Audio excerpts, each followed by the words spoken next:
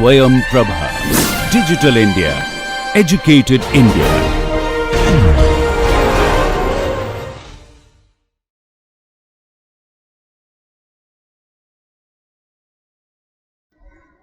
Hello everyone, and welcome to this course called Thermodynamics and Propulsion from IIT Bombay. I am Krishnendu Sinha, a faculty in the Aerospace Engineering Department at IIT Bombay. This course is like an introduction to thermodynamics to second year level BTech students in the department, and it kind of builds upon what you have already learned about thermodynamics in your earlier studies, probably at the high school level. Thermodynamics is a very fundamental subject. It forms the foundation of several areas like mechanical engineering, aerospace engineering, metallurgy, chemical engineering, and so on. And what we learned here is widely applicable to all these different areas. In particular, this course is tailored towards understanding how thermodynamics is applied to engines, specifically engines that are used in aircrafts. We know of jet engines that we see on commercial flight, on fighter aircrafts, and so on.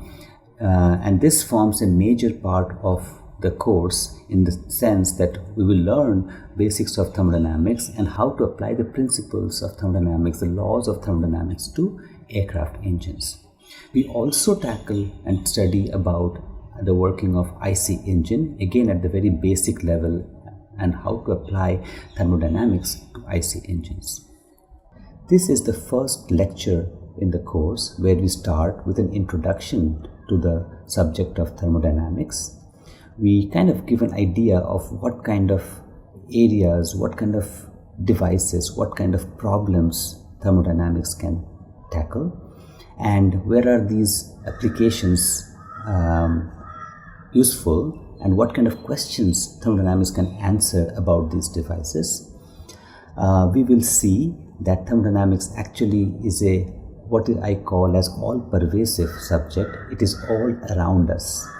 In fact, it is so widely prevalent that we just need to look carefully around us and we will see applications of thermodynamics everywhere. Because of this reason, in fact, thermodynamics is also sometimes a very abstract subject where we teach students in forms of concepts which are not very physical, which are always very, very abstract. And that makes thermodynamics actually a quite tough subject to crack. And this is the case with many students we have seen over the years. So instead of the traditional approach of teaching thermodynamics in an abstract way, we actually take a slightly different approach here, where we teach the same principles, the same concepts of thermodynamics, but now in the context of physical devices that we can relate to. And in this course, we use two important devices. One is the internal combustion engine, which we see, which are there in almost all automobiles, starting from a scooter and motorcycle to cars and even bigger vehicles than that on the road. And the second example we take is what's called the gas turbine engine, that engine which forms the basis of almost all aircrafts that fly. I believe that learning the subject of thermodynamics with certain applications in mind has many advantages. One, what we have found over the years is that students are very much interested in learning about the applications also, especially when we're talking about high-tech things like aircraft engines. So the subject becomes much more interesting when we have those applications in front of us, or in front of the picture is clear in our mind when we are studying basic laws and application and concepts of thermodynamics. The second thing is that when we learn in terms of a physical thing, we are able to understand better. It makes the subject easier. It also helps in retaining the concepts much longer. In fact, it develops an intuitive feeling for the subject, which you will probably not forget so easily as compared to an abstract idea that you may come across. So this helps in retaining the subject much longer, I hope, even after this course is done. As part of this lecture, you will also see the functioning of internal combustion engine and the gas turbine engine, more in the form of a conceptual schematic level, not so much in the details of how they are made from inside, but more from what each part of the engine does, what are the steps involved in the engine, how an engine helps us to convert fuel energy into what's called mechanical work. That is what is useful from an engine that is used to drive machines, drive vehicles. So we would like to go over these details to some extent, so you have a physical picture of the machine in front of you at the end of this lecture, and when we start studying thermodynamics and those concepts, you will be able to relate to these machines in a better way. So let us begin. Thermodynamics, when we say, at least from our high school days, what comes to our mind is pressure, temperature, volume of a gas. We know how they are related, we know how to calculate them and how to work with these quantities. Now, all of these quantities essentially are related to the energy of the gas, and thermodynamics is nothing but study of the energy of a gas, liquid, any material. In fact, a more complete definition of thermodynamics says that it is a study of energy conversion. How to convert one form of energy into another. We all know about kinetic energy, potential energy, internal energy, and many other forms. How do you convert one to another? Or more importantly, how do you convert energy stored in a material, whether it is a gas or any material, into mechanical work? This is really important for us. Energy stored is to be converted into mechanical work, and that's what engines do. And this mechanical work in the form of force can be used to drive machines. As engineers, or budding engineers, we are all interested in machines, in engines, and how they work, how to make them work better. In fact, the beginning of thermodynamics goes back to the steam engine. And a steam engine precisely did this. It had hot steam generated by boiling water, and how did they make that steam to drive a machine, drive a piston, and the piston was connected to something that was pulling water from deep below underground mines and so on, and it was driving railway engines and so on. Now, when we talk about these energy conversion, they happen in certain devices. There can be many different kind of things, like if you are boiling water in a kettle, it's actually converting heat into steam, for example. So that's the simplest example, and there can be many more. So we will write this term called energy conversion devices, which are essentially devices or contraptions which do the job of thermodynamics for us. And what is inside these energy conversion devices, what is really storing the energy and what is really doing the work, is called working fluid.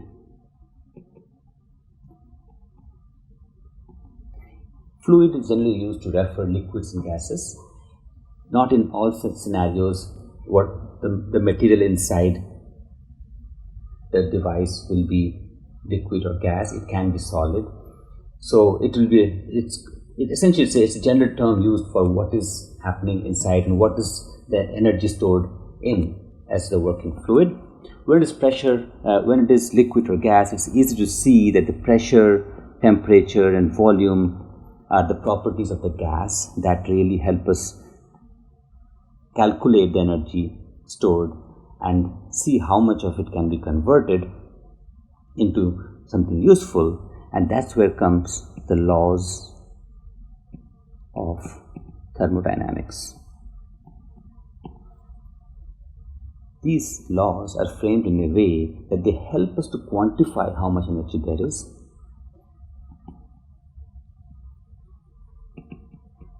They help us to calculate how it can be converted, how much of it can be converted, how much cannot be converted into useful work. All of these come from laws of thermodynamics.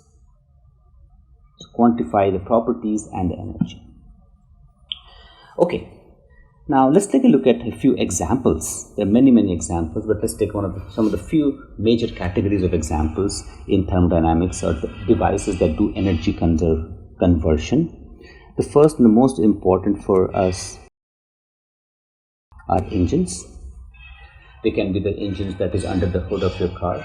It's an internal combustion engine known as IC engine. Other important engine for us is those on aircrafts.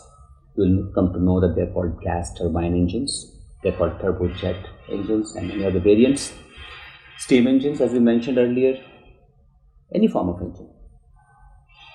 What they do is they take the chemical energy in a fuel and then somehow convert it into mechanical work. They may be rotating a shaft which is connected to the wheels. They may be generating a high-speed jet which propels the aircraft forward, and so on and so forth. Other category which is quite closely related to engines is power generation. Much of power generation now happens from coal. They can be nuclear power plants, or you can go back to the traditional hydraulic power plants.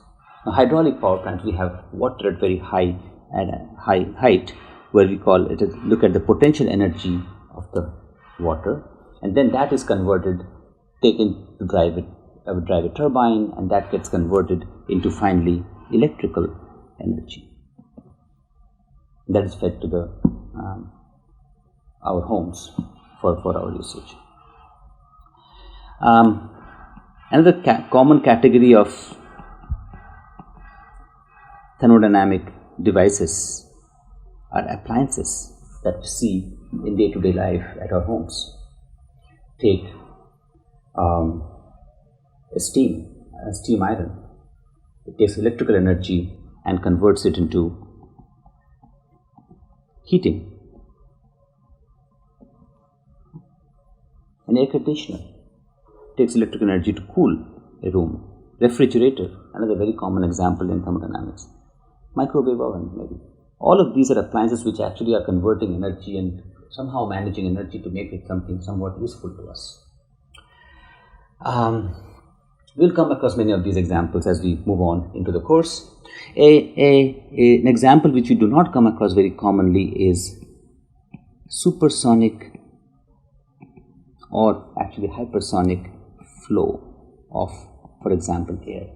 This is again very important, especially important for aerospace engineers. If you have a flow which is at a very high speed, it has a lot of kinetic energy. If you're sitting on an aircraft and it's flying supersonic, fighter aircraft, the air that's coming towards you is supersonic. That high kinetic energy gets converted into heat, and that heat is right next to your aircraft. In fact, if you're sitting in space shuttle, the heat is too much to bear, and you have to really put those protective tiles so that heat doesn't leak into your cabin and burn you up. The opposite thing happens is in a rocket nozzle. You generate a very high energy gas and then pass it through a nozzle to generate a very high speed jet. So heat gets converted back to kinetic energy, and that high speed jet gives you the thrust force that lifts up the huge rocket up into space. The last category that we'll mention, although there are many more, is those examples of energy conversion that occur in nature. One of the common examples, and it's quite important in the current scenario, is weather, where we have cloud and rain. These are not so-called devices, but these are systems in which thermodynamics plays a major role. Human body is another example you can think of, where different forms of energy are getting used in different ways. Astronomical situations, astrophysical situations like black holes, and so on. Many of these have energy conversion going on. So the list goes on and on. But let us move to the next point that we want to make for all these examples, is that thermodynamics is all pervasive. By that I mean thermodynamic principle, thermodynamics, energy conversion is everywhere. It's all around you, starting from the small kettle of boiling water, making tea, electric kettle, to the rocket engines, from stars to human body. Everywhere there is thermodynamics. So now if you want to, so that makes it very important. It's actually really a fundamental subject. If you know thermodynamics well, you actually can start analyzing anything around you. It's also a bit tricky, because you want to make laws which are applicable to each and everything. The same laws applies to everything. So the laws have to be very general.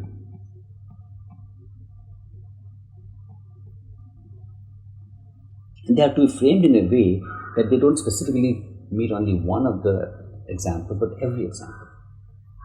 So what happens generally in traditional study of thermodynamics is that we define the laws in terms of a very general shape, a very abstract form. We take, which I called a potato-shaped body, and potatoes can come in very different shapes. It can fit into, or think of a balloon or something of that sort, a shapeless thing. And then we say there can be heat, there can be work, there is energy, there is a system, there is surrounding, and I'm sure you have come across these things before. Now, once we go a little further, we have enthalpy, entropy, all this. And I call some of these as very abstract concepts, because when we talk about energy, fine, energy relates to temperature and heat. So we can feel it in some ways. But what about enthalpy? Can you say this is enthalpy? Can you physically get a feel of enthalpy? It is difficult. Even more difficult is entropy. We define it as a disorder of atoms and molecules, but really we can't see it. In fact, in the level of where we can see and feel and measure something, what is entropy? So see, some of these are quite abstract concepts. And that is what I feel is one of the challenges in thermodynamics, to study and understand and use abstract concepts. What we will do is take a slightly different approach. We will study thermodynamics, at the same time study engines and understand thermodynamics from the point of view of engine perspective. From the engine perspective, we will understand and study and learn thermodynamics. Everything starting from system to work to heat, everything will be given. We will start from the engines, how it works, and then say, yes, if you understand for IC engine, maybe you can understand for the next engine, and then you can generalize to anything. But the strong fundamentals, the groundwork is based more on the physical picture and not on an abstract subject. I will soon introduce some physical examples of engines, and we'll see how it works. Examples, of course, will include piston, cylinder, which is something I'm sure you have seen before. You will see how a compressor works, how a turbine works, how an aircraft engine works. So these are real examples that will help us. Compressor, turbine, etc. will help us. These examples, these machines, real machines, will help us learn thermodynamics. And so this I call a physical approach compared to an abstract approach. And we will take the physical approach in this course. And what I aim to do by doing this physical approach is to develop what I call as intuitive understanding of the subject, where once you look at it, you don't need the mathematics will follow later, but once you look at the problem, you'll pretty much understand intuitively what's going on. What is heat work, what are the losses, and what is the energy. And then comes entropy, enthalpy, to quantify those and do calculations to get answers. Okay, let's take the story forward in our introduction to the subject of thermodynamics and propulsion. In the last module, we studied or got introduced to the basic preliminaries of thermodynamics. Today we're going to look at propulsion side. In this course, I look at thermodynamics and propulsion as equally important, 50-50. We learn thermodynamics to take it forward to propulsion and engines. Let us start with the internal combustion engine. The simplest picture of an internal combustion engine possibly is this one, where we have a cylinder fitted with a piston and filled with a gas. For us, it will be mostly air, and this is our working fluid as we defined in the previous lecture. The piston is fitted with a mechanical arrangement, a crankshaft, which converts the motion, which is linear motion of the piston, to the circular motion which is useful to drive a wheel, for example. The first step, once we have air in a piston cylinder, is to move the piston in and compress the air. And by doing that, we are increasing pressure and temperature of the gas. That's the first step, compression. After that, once we have pressure, air at relatively high pressure and temperature, we inject fuel.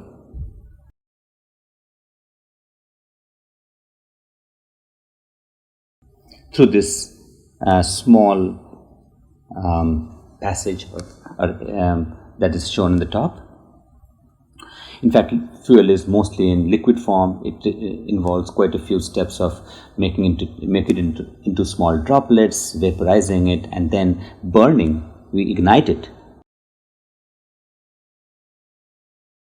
And this process, in technical terms, is called combustion. So this is the second step in our IC engine after compression. And once we burn the fuel, what we have is the temperature and pressure of the air shoots up. We have a highly energetic,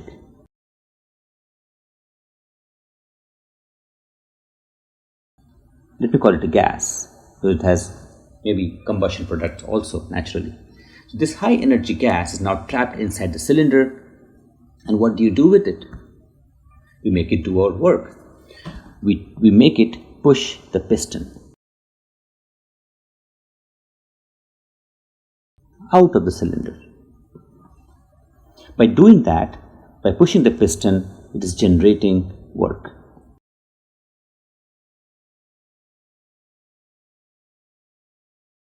And that drives a wheel, for example, of an automobile. Where this hot gas, high temperature, high pressure burned gas, or post-combustion gas as it is called, it pushes the piston out, it goes to a lower pressure and temperature, and this process is called expansion. So this is the third step of our engine function: compression, combustion, expansion. So let's put the three things together side by side. It's the same piston cylinder for now, which I showed earlier. First going through compression, then combustion, expansion. Notice the direction of the piston is shown by this arrow,